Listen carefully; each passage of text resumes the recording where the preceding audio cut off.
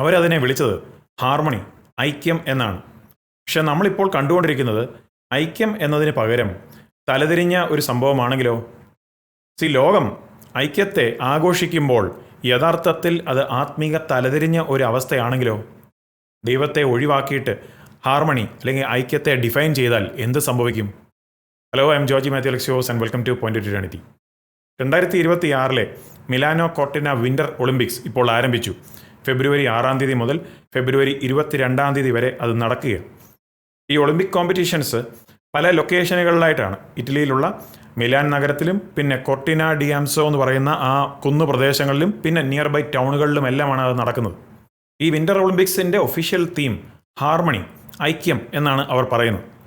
Marco ബലിക് എന്ന് പറയുന്ന opening സെറമണിയുടെ creative lead പറഞ്ഞത് അവിടെ 2 നഗരങ്ങൾ ഉള്ളതുകൊണ്ട്, മിലാനും കോർട്ടിനായും, നഗരവും കുന്നുപ്രദേശവുമായതുകൊണ്ട് മനുഷ്യനും പ്രകൃതിയും തമ്മിലുള്ള ഹാർമണി, ഐക്യം, പല കൾച്ചേഴ്സ്, പല ഭാഷക്കാർ, പല ആളുകൾ, പല ചിന്താരീതികൾ, അവയെല്ലാം തമ്മിലുള്ള ഐക്യം അത് വളരെ മനോഹരമായിട്ടുള്ളൊരു കാര്യമാണെന്നാണ് അവർ പ്രസ്താവിച്ചത്. അപ്പോൾ ഈ ഒളിമ്പിക് ഗെയിംസിലൂടെ അവർ ലോകത്തിലുള്ള പലരെയും ക്ഷണിക്കുന്നത് എല്ലാവരെയും ഐക്യം ഐക്യത എന്നുള്ള രീതിയിൽ എല്ലാവരെയും ഒരുമിപ്പിക്കുക. പക്ഷേ യഥാർത്ഥത്തിൽ ഈ ഓപ്പണിംഗ് സെറമണിയിലൂടെ വലിയ ഒരു കുറ്റാരോപണം, വലിയ കടുത്ത തിരിച്ചടിയാണ് സോഷ്യൽ മീഡിയയിൽ അക്രോസ് ആയിട്ടുള്ള രീതിയിൽ കണ്ടത്. കാരണം പല കമൻറ്റേറ്റേഴ്സും ഈ ഓർഗനൈസേഴ്സിനെ അക്യൂസ് ചെയ്ത് കുറ്റപ്പെടുത്തി പല സേറ്റാനിക്കായിട്ടുള്ള, പല പൈശാചികപരമായിട്ടുള്ള സിംബൽസ് അവർ ആ സെറമണിയിൽ കാണിച്ചു. ആ ഓപ്പണിംഗ് സെറമണിയിൽ 2 ഒളിമ്പിക് കോൾഡ്രൺസ്, അതായത് തീ കത്തിക്കപ്പെടുന്ന വലിയ വെസൽസ്, അവ അവിടെ കത്തിച്ചു. അതൊന്ന് മിലാനിലുള്ള ആർക്കോ ഡെലാ പേസിലും മറ്റേത് കോർട്ടിനാസ് ടൗൺ സ്ക്വയറിലും. ഇറ്റലിയിൽ നിന്നുള്ള ഒളിമ്പിക് ചാമ്പ്യൻ സോഫിയ ഗൊഡ്ജയാണ് അവസാനം ആ ടോർച്ച് കൊണ്ട് അവിടെ എത്തിയതും ആ കോൾഡ്രൺ കത്തിച്ചതും. ആ കോൾഡ്രൺ തന്നെ ഒരു ഇൻവേർട്ടഡ് പെൻറ്റാഗ്രാം, അതുമായിട്ടൊരു റിസംബ്ലൻസ് ഉണ്ടായിരുന്നു, അതുമായിട്ട് സാമ്യം ഉണ്ടായിരുന്നു. ഈ ഇൻവേർട്ടഡ് പെൻറ്റാഗ്രാം എന്ന് പറയുന്നത് ചർച്ച് ഓഫ് സേറ്റൻ, സാത്താൻ്റെ സഭയും സിജിൽ ഓഫ് ബാഫോമെറ്റുമായിട്ടുള്ള കണക്ഷനുള്ള സിമ്പലാണ്. ഈ സേറ്റാനിക് പെൻറ്റാഗ്രാം എന്നുള്ളത് ഒരു ഇൻവേർട്ടഡ് 5 പോയിൻറ്റഡ് സ്റ്റാറാണ്. അതായത് തലതിരിഞ്ഞ 5 പോയിൻ്റുള്ളൊരു സ്റ്റാർ. അത് ചൂണ്ടിക്കാണിക്കുന്നത് പരമ്പരാഗതമായിട്ടുള്ള ആത്മീക മൂല്യങ്ങളുടെ എല്ലാം തലതിരിഞ്ഞ രീതിയിലുള്ളൊരവസ്ഥ. ആത്മീയതയെക്കാട്ടിലും ഉപരി ലൗകികതയും സുഖങ്ങളെയും മുൻതൂക്കം കൊടുക്കുക, വ്യക്തിപരമായിട്ടുള്ള താല്പര്യങ്ങൾ, ജഡീകത, മോഹങ്ങൾ, എല്ലാവിധ പൈശാചികതയും, അതായത് സ്വയത്തെ ഉയർത്തുന്നതൊക്കെയാണ് ആ ഒരു ചിഹ്നത്തിൻ്റെ അർത്ഥം. അതിൽ നമ്മൾ കാണുന്നത് ഒരു ഗോഡ്സ് ഹെഡ്, ഒരാടിൻ്റെ തല, അതിൻ്റെ പേരാണ് സിജിൽ ഓഫ് ബാഫോമെറ്റ്. അത് ഗോട്ട് ഓഫ് ലസ്റ്റ്, കാമത്തിൻ്റെ ഒരു ആട് എന്നാണ് അവർ വിശേഷിപ്പിക്കുന്നത്. പരമ്പരാഗതമായിട്ടുള്ള ആത്മീക അധികാരത്തിനും ആത്മീകതയ്ക്കുമെല്ലാം വിപരീതമായിട്ടുള്ള ഒരു ചിഹ്നമാണത്.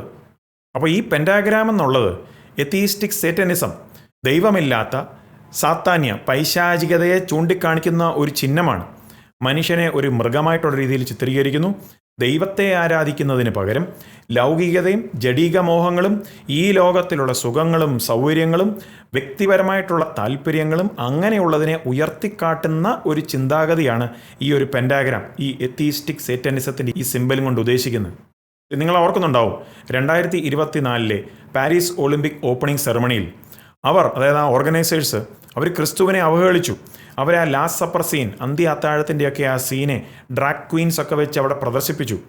അതിൻ്റെ ആ ഓപ്പണിങ്ങും ക്ലോസിംഗ് സെറമണി രണ്ടിലും പൈശാചികപരമായിട്ടുള്ള ഇമേജറിയും ക്രിസ്തീയ വിശ്വാസത്തെ കളിയാക്കുകയും ചെയ്തു.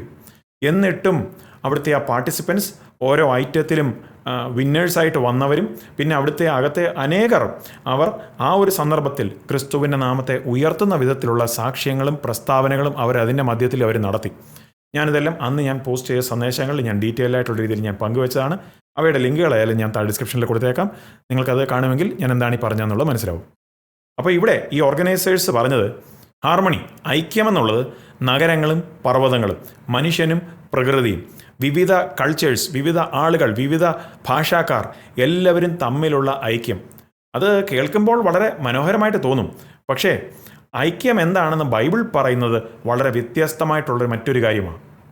തിരുവഴുത്തിൽ യഥാർത്ഥ ഐക്യമെന്ന് പറഞ്ഞു കഴിഞ്ഞാൽ അത് കൾച്ചറിലോ അല്ലെങ്കിൽ എൻവയൺമെൻറ്റലോ, അതായത് പരിസ്ഥിതി സംബന്ധിച്ചുള്ള കാര്യങ്ങളോ ഒന്നുമല്ല.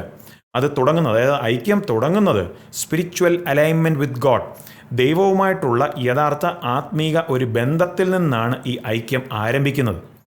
മനുഷ്യനെ ഏദൻ തോട്ടത്തിൽ ഉണ്ടാക്കിയപ്പോൾ അവിടെ ഐക്യമുണ്ടായിരുന്നു. കാരണം മനുഷ്യൻ ദൈവത്തോടൊപ്പം നടക്കുമായിരുന്നു. നമ്മൾ ഏദൻ തോട്ടത്തിലുള്ള ആ കാര്യത്തെപ്പറ്റി ഉൽപ്പത്തിയുടെ പുസ്തകത്തിൽ വായിക്കുന്നത് ആദാമിൻ്റെയും ഹവ്വയുടെ ഒപ്പം ദൈവം അവരോടൊപ്പം നടന്നു എന്നാണ് വായിക്കുന്നത്.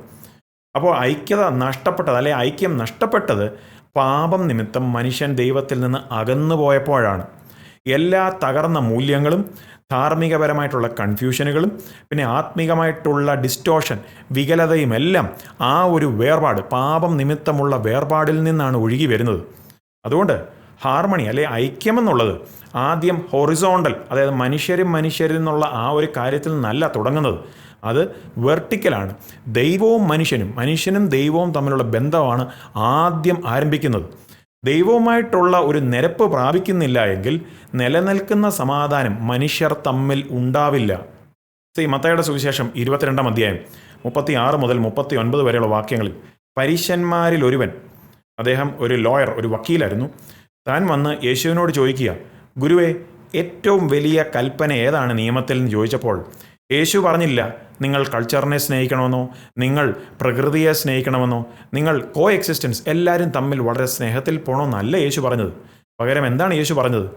യേശു പറഞ്ഞത് നിങ്ങളുടെ ദൈവമായ കർത്താവിനെ നിങ്ങൾ പൂർണ്ണ ഹൃദയത്തോടും പൂർണ്ണ ആത്മാവോടും പൂർണ്ണ മനസ്സോടും കൂടെ നീ സ്നേഹിക്കണം.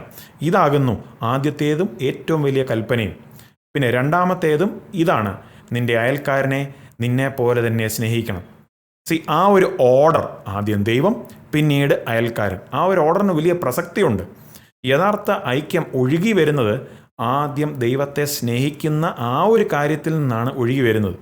ദൈവത്തെ നമ്മൾ എടുത്തു മാറ്റിക്കഴിഞ്ഞാൽ ഐക്യത്തെ പിന്നെ ഡിഫൈൻ ചെയ്യുന്നത് മനുഷ്യൻ കാട്ടിക്കൂട്ടുന്ന എന്തൊക്കെയോ കാര്യങ്ങൾ വെച്ചായിരിക്കും.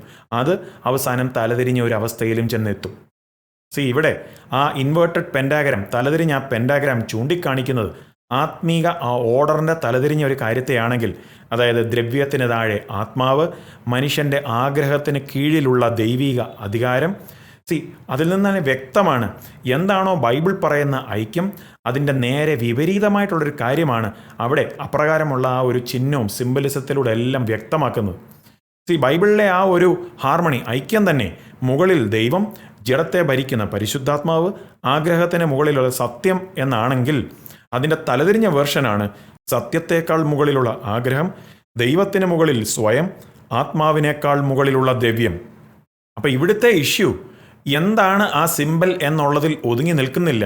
എന്ത് തരത്തിലുള്ള ഐക്യമാണ് ഈ ലോകം പണിതെടുക്കുന്നതെന്നുള്ളതാണ്. ലോകം ഐക്യത്തെപ്പറ്റി സംസാരിക്കും, ഹാർമണിയെപ്പറ്റി സംസാരിക്കും. പക്ഷേ അത് ഐക്യത അന്വേഷിക്കുന്നത് ദൈവത്തെ ഒഴിവാക്കിയാണ്.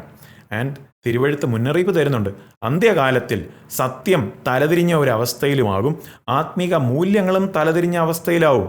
യെശയ്യാവിൻ്റെ പുസ്തകം 5:20 ഈ ഒരു കാര്യത്തെ വിവരിക്കുന്ന ഏറ്റവും നല്ല വാക്യങ്ങളിൽ ഒന്നാണ്. തിന്മയ്ക്ക് നന്മയെന്നും നന്മയ്ക്ക് തിന്മയെന്നും പേർ പറയുകയും ഇരുട്ടിനെ വെളിച്ചവും വെളിച്ചത്തെ ഇരുട്ടുമാക്കുകയും കയ്പിനെ മധുരവും മധുരത്തെ കയ്പും ആക്കുകയും ചെയ്യുന്നവർക്ക് അയ്യോ കഷ്ടം. 2 തിമോത്തിയോസ് 4:3-4 പറയുന്നത്, ഒരു ഭാവി കാലം വരും, ആളുകൾ സത്യത്തെ തള്ളിക്കളയും, അവർക്ക് കേൾക്കുവാൻ ഇഷ്ടമുള്ളത് മാത്രം അവർ കേൾക്കും. 2 തിമോത്തിയോസ് 3:1-5 വരെയുള്ള വാക്യങ്ങളിൽ പറയുന്നു, അന്ത്യകാലത്തിൽ ദൈവത്തെക്കാട്ടിലും മുകളിലായി സ്വയത്തെ ഉയർത്തും, വിശുദ്ധിയെക്കാട്ടിലും മുകളിലായി സുഖസൗകര്യങ്ങളെയും ജഡീകതയും ഉയർത്തും.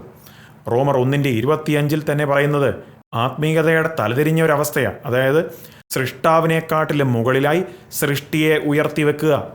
മത്തായി 24:12 യേശു തന്നെ അന്ത്യകാലത്തിലെ സാഹചര്യവും ധാർമ്മിക അധപതനവും തമ്മിൽ കണക്ട് ചെയ്ത് പറഞ്ഞിരുന്നു.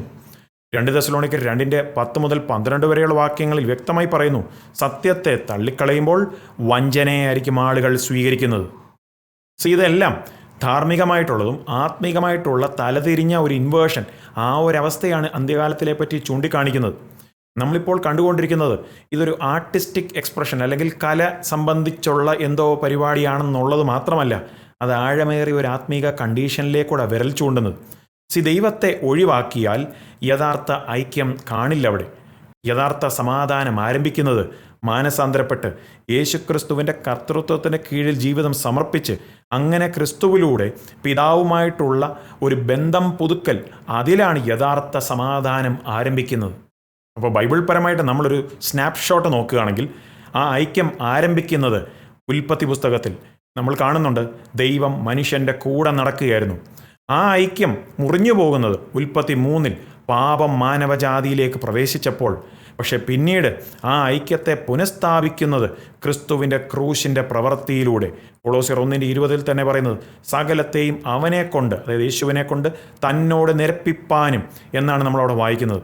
എന്നിട്ട് ആ ഐക്യം പൂർത്തീകരിക്കപ്പെടുന്നത് പുതിയ ആകാശവും പുതിയ ഭൂമിയും ഉണ്ടാകുമ്പോഴാണ്. അപ്പോൾ ഐക്യം എന്ന് പറയുന്നത് അതൊരു മുദ്രാവാക്യമല്ല, അത് വീണ്ടെടുപ്പിൻ്റെ കഥയാണ്. പിശാചിനറിയാം അവനിനി അധികം നാൾ സമയമില്ല, അവൻ നരകത്തിലോട്ടാണ് പോകുന്നതെന്നുള്ളത് അവനറിയാം. അതുകൊണ്ട് അവൻ്റെ ലക്ഷ്യം പരമാവധി ആളുകളെ അവനോടൊപ്പം നരകത്തിലേക്ക് എത്തിക്കുക. ഈ ലോകത്തിലുള്ള അനേകരും ഓൾറെഡി നരകത്തിൻ്റെ വഴിയിൽ തന്നെയാണ് യാത്ര ചെയ്യുന്നത്. കാരണം ബൈബിൾ തന്നെ പറയുന്നത്, നാശത്തിലേക്കുള്ള വഴി വിശാലമാണ്, പക്ഷേ ജീവങ്കിലേക്കുള്ള വാതിൽ ഇടുക്കവും ആ വഴി ഞെരുക്കവുമുള്ളതാണ്. അതിനോടൊപ്പം അത് കണ്ടുപിടിക്കുന്നത്, ആ വാതിലും വഴിയും കണ്ടുപിടിക്കുന്നവർ തന്നെ ചുരുക്കമത്രയെന്ന് യേശു തന്നെ പറഞ്ഞു. നിങ്ങൾ ഈ സന്ദേശം കാണുന്നെങ്കിൽ നിങ്ങളിപ്പോഴും ലേറ്റ് ആയിട്ടില്ല ആ ഇടുക്ക് വാതിൽ കണ്ടുപിടിക്കുവാൻ. യേശു തന്നെ പറഞ്ഞു, ഞാൻ ലോകത്തെ ജയിച്ചിരിക്കുന്നു. എങ്ങനെയാണ് യേശു ലോകത്തെ ജയിച്ചത്? യേശു മാനവജാതിയുടെ പാപങ്ങൾക്ക് വേണ്ടി, നമ്മുടെ ഓരോരുത്തരുടെയും പാപങ്ങൾക്ക് വേണ്ടി ക്രൂശിക്കപ്പെട്ടു. പക്ഷേ അവിടുന്ന് ആ കല്ലറയിൽ സ്റ്റക്കായി ഇരുന്നില്ല. അവിടുന്ന് 3-ാം ദിവസം ഉയർത്തെഴുന്നേറ്റു. അവിടുന്ന് ദൈവമാണെന്ന് തെളിയിച്ചു.